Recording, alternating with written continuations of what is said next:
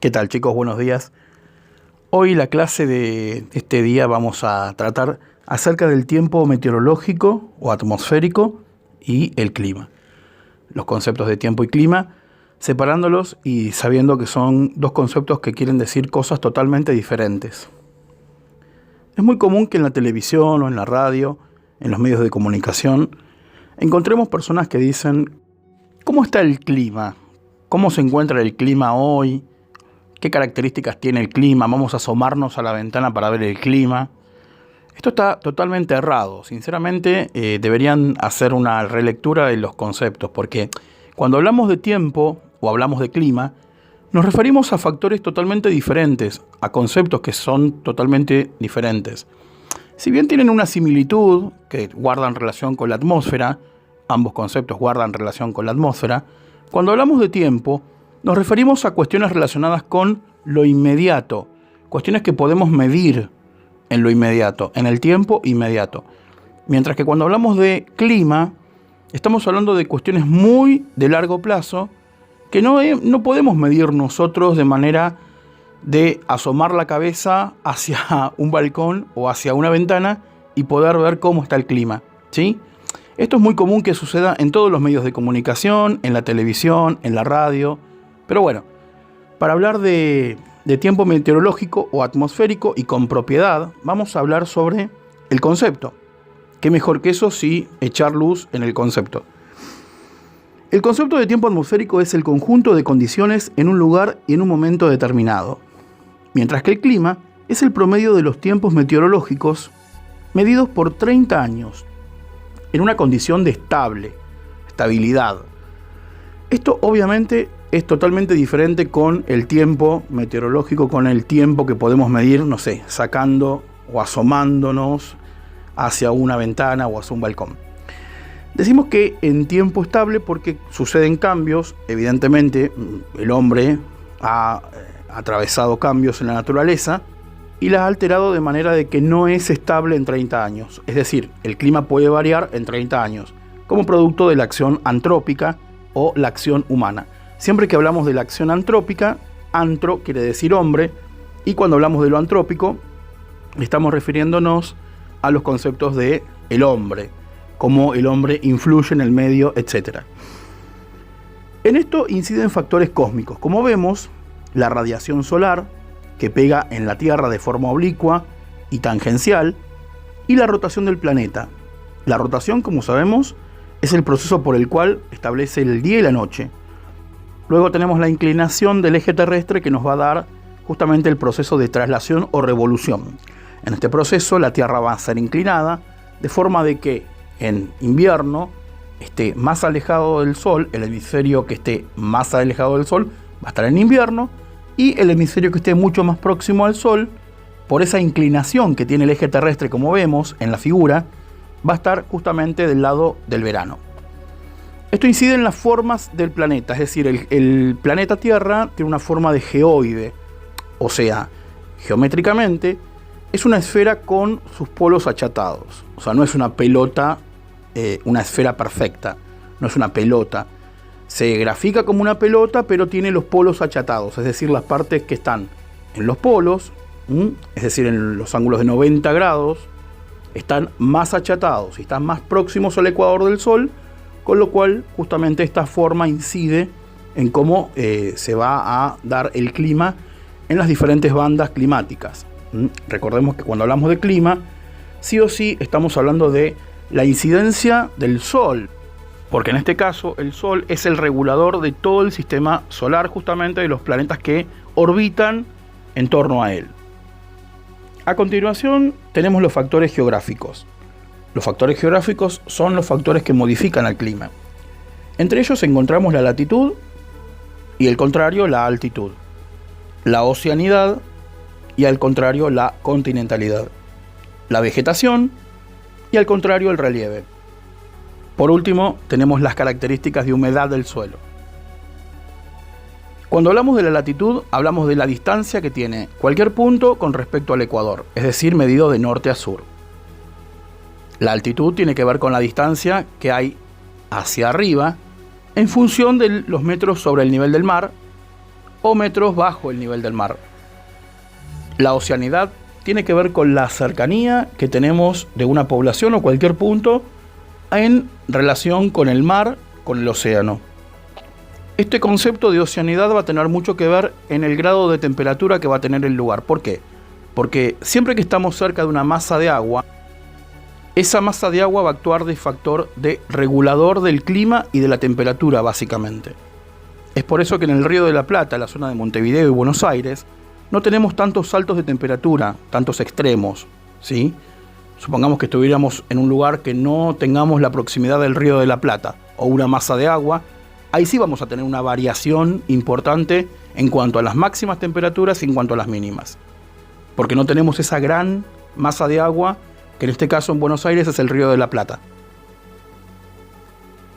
La continentalidad justamente es lo contrario a la oceanidad. Tiene que ver con una zona mediterránea, por ejemplo la provincia de Córdoba, que está en medio de una zona de tierra donde no hay masas de aguas importantes que regulen la temperatura. Ustedes tienen que saber que el agua, una propiedad del agua es la conservación del calor. A diferencia de un lugar donde no existe una gran cantidad de agua, donde no hay un espejo de agua que pueda regular la temperatura, aquí tenemos una importante variación en las temperaturas, como que el termómetro, el mercurio o el alcohol salta. En cambio, en los lugares donde hay una masa de agua importante, la temperatura se mantiene. Decimos la vegetación, ¿por qué? Porque la vegetación también actúa como de atrapadora de calor. Es decir, que resguarda y conserva el calor. Las características del relieve. Imaginemos, por ejemplo, que estamos en el Ecuador. El Ecuador, si bien hace calor todo el año porque la forma del planeta está más cerca del Sol, más próxima al Sol, tiene diferentes alturas. No es lo mismo estar en Quito que en Guayaquil, por ejemplo. Las temperaturas varían. ¿Por qué? Porque en Guayaquil estamos más próximos al océano. ¿Y qué dijimos respecto del océano? Cuando estamos más próximos a un lugar con agua, siempre la temperatura va a ser constante. O sea, no va a haber una alza y una baja de temperatura brusca. En cambio, si estamos en los Andes, en el medio de las montañas, ahí sí vamos a tener unos cambios de temperatura totalmente diferentes que si estuviésemos en la costa. ¿Comprenden? Porque justamente a mayor altura, menor temperatura. A continuación, analizamos el tiempo cronológico. Se dicen que los científicos solamente existe para ellos la materia, es decir, que no existe el tiempo cronológico. De alguna manera dudan del tiempo en el cual estamos viviendo, ¿sí? ¿Por qué? Porque dicen que las características de la materia tiene que ver con que ocupa un lugar y un espacio perceptible por los 5 sentidos. Y al tiempo no lo podemos olfatear, no lo podemos tocar, etc. Entonces es como que le dan una cierta duda que exista en realidad el tiempo cronológico, ¿sí? Pero bueno, esto en realidad es un planteo, una duda existencial del hombre, básicamente, ¿no? Y los científicos en este caso lo están manifestando. En este sentido decimos que probablemente la química nos va a ayudar a entender la inexistencia probable del tiempo. Pero bueno, es una notación de color, básicamente, ¿no? ¿Qué es un meteoro? Un meteoro es cualquier fenómeno que exista en la atmósfera. Por ejemplo, la caída de un meteorito es un meteoro. Un rayo es un meteoro. Un trueno, el sonido que produce el rayo, es un meteoro.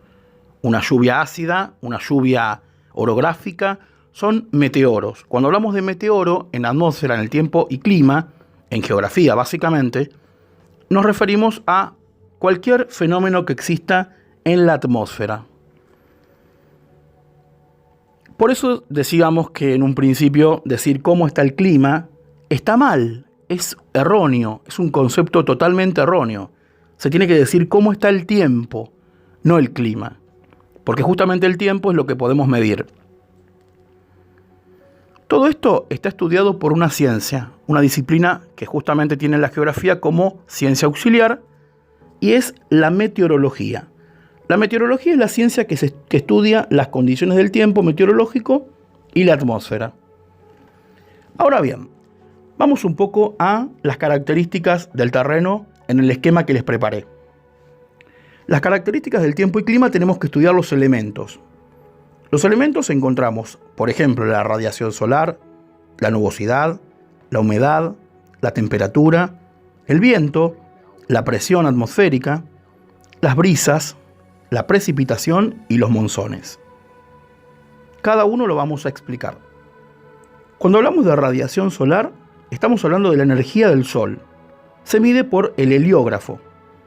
Y lo que estamos graficando en el mapa serían las isohelias, que son las líneas de igual iluminación que se dan de acuerdo a las características de las estaciones y a las características de la rotación terrestre. Iso quiere decir igual y helia o helio quiere decir sol. Por otro lado, la nubosidad son la cantidad de nubes y se mide por el nefoscopio. Las líneas de nubosidad que se traducen son las isoefas, que quiere decir líneas de igual nubosidad en un territorio. Para hablar de nubes, tenemos que dividirlos en tres tipos. Tenemos los cirros, que son nubes altas, los nimbos, que son nubes de lluvia, y los estratos, que son nubes bajas.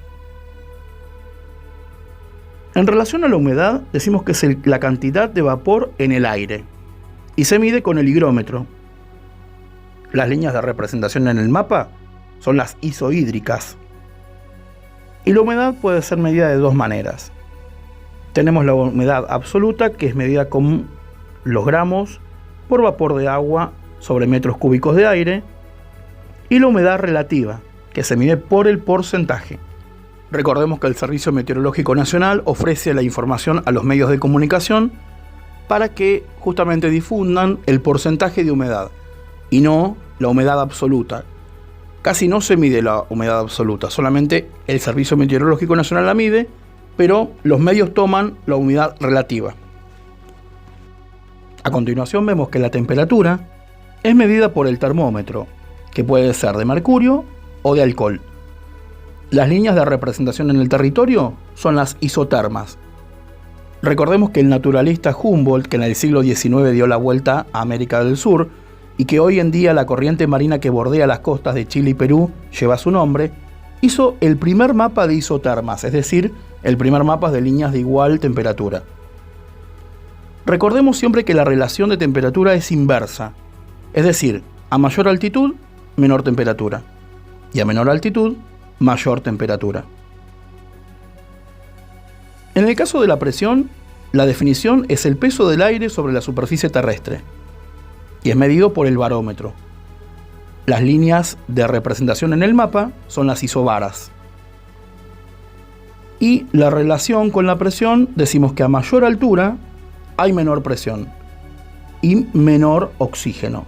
Esa es la relación que tenemos que saber en relación a la presión. Vamos con el viento. El viento, el concepto es movimiento del aire o aire en movimiento.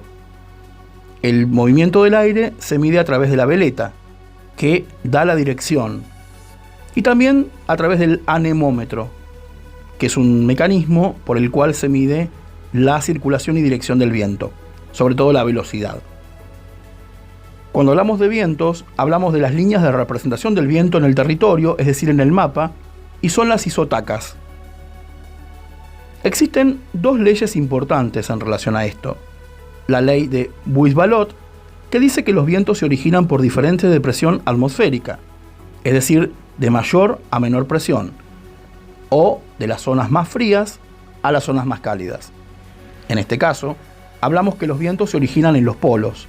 Recordemos que en la Tierra, los polos son las zonas más frías.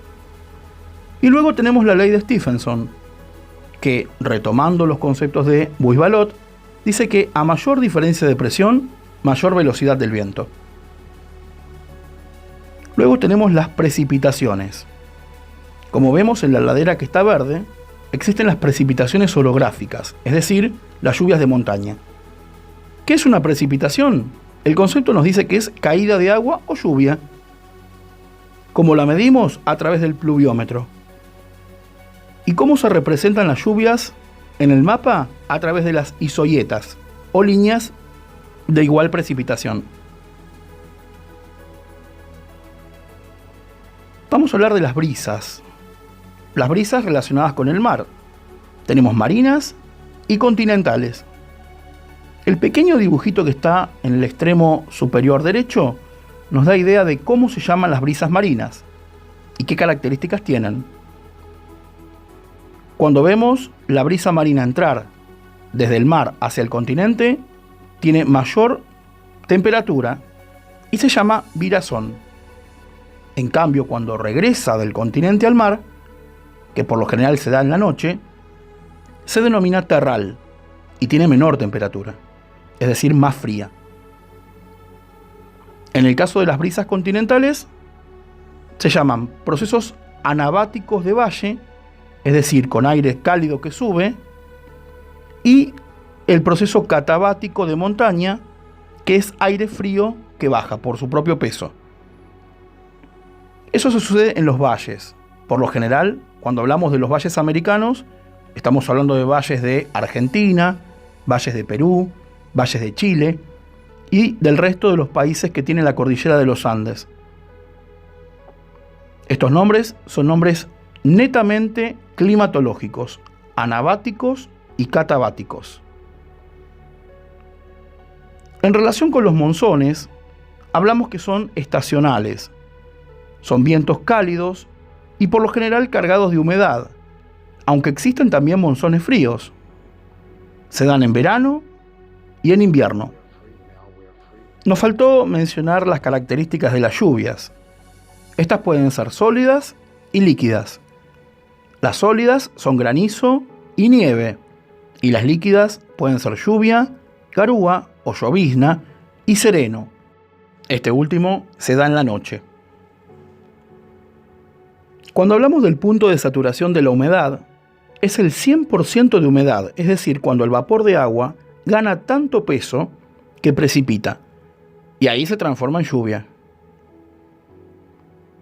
En el caso de la circulación de los vientos y de la irradiación del sol, en el gráfico más pequeño que tenemos abajo, con las montañas, tenemos que la irradiación del sol puede ser durante la mañana, los rayos se llaman solana, y de la tarde se llaman umbría. Esto tiene que ver de acuerdo a cómo el sol irradie o ilumine una cierta cantidad de kilómetros o de superficie de una montaña o de un valle. Para el caso de la dirección del viento, cuando el viento lo tenemos de frente, se llama de barlovento. Mientras que cuando el viento va por detrás, es decir, cuando pega la vuelta al viento, se llama de sotavento. Y por último, en el último gráfico pequeño, tenemos el efecto de Foehn. Este fenómeno por el cual el aire cargado de humedad, ¿qué hace? Declina, llueve del lado poniente y al bajar la montaña del lado oeste, el aire cargado de humedad, que se terminó la humedad porque llovió del otro lado, atraviesa la montaña y se transforma en un aire cálido y seco. Este fenómeno es el que domina el viento sonda en la región de Cuyo. Yéndonos un poquito más abajo, en el cuadro rectangular, decimos que estamos en el Holoceno. ¿Qué es el Holoceno? El Holoceno es la edad geológica de la Tierra en la cual estamos actualmente. Recordemos que durante el Pleistoceno, la Tierra se cubrió prácticamente de hielo. Entonces, para recapitular un poquito, decimos que el clima varía de manera imperceptible al ojo humano. Esto no lo podemos medir nosotros porque claramente desde un paso de una era a otra hay miles y miles de años y nuestra vida no es tan extensa. Entonces es importante destacar eso. Por otro lado, hablamos de la teoría del Big Bang y decimos que la temperatura del universo es de 270 grados bajo cero. En este sentido, el universo se congela, es decir, el Big Freeze. Las estrellas terminan muriendo y nuestra galaxia, justamente, que se va a convertir en una enana blanca, habiendo sido una gigante roja, para convertirse finalmente en una roca. Volviendo a la circulación de los vientos, decimos que, como habíamos dicho anteriormente, los vientos se originan en los polos, es decir, en aquellas áreas de alta presión, y se dirigen a zonas con baja presión. En la zona ecuatorial, existe la ZCIT, o zona de convergencia intertropical, con bajas presiones. En este caso, los vientos cambian de rotación por efecto de Coriolis, que son los llamados vientos alisios. Los vientos contralisios ocupan zonas templadas y entre los 60 y 90 grados soplan los vientos polares. Entonces, ¿dónde soplan los vientos más fuertes? Se originan en los polos. En la Antártida y el Polo Norte encontramos los vientos más fuertes de nuestro planeta. Bueno, muy bien, en este esquema analizamos las características del tiempo y clima, vimos los diferentes métodos para medir los elementos y explicamos un poquito acerca de la circulación de vientos y la edad geológica en la cual actualmente estamos. Les envío un saludo.